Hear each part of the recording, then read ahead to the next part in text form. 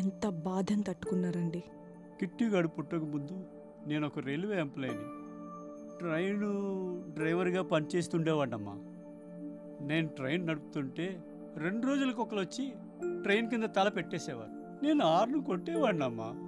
లెగండ్రా, ఇది బతుకు కాదని అరిచేవాడిని.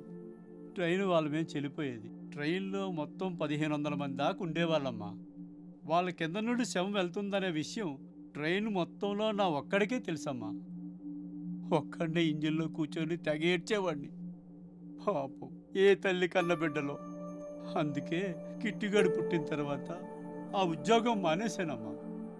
చావును మనం ఆపలేము, అది మాత్రం నిజం. అది అందరికీ వస్తుంది. కాకపోతే మా కిట్టిగాడి విషయంలో కాస్త తొందరగా వచ్చిందమ్మా, అంతే. కన్నయ్యది ఒక్క ఫోటో ఉంటే ఇస్తారా అండి? నా దగ్గర ఒక్కటి కూడా లేదు. నా దగ్గర లేవు తల్లి. 10 ఏళ్ళ కిందట ఇల్లు తగలబడిపోయినప్పుడు మొత్తం తగలబడిపోయామ్మా.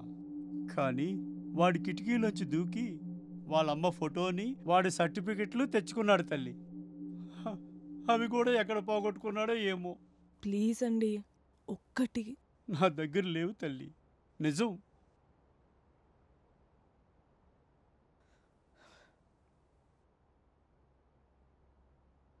మేము వెళ్ళొస్తామండి.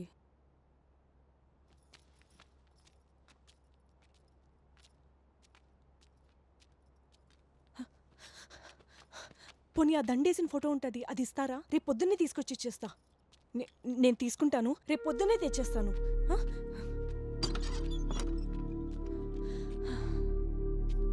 ఇంతకీ బాలు ఏమయ్యాడండి? ఆ రోజే పిచ్చోడైపోయాడమ్మా. హాస్పిటల్లో జాయిన్ చేశాను.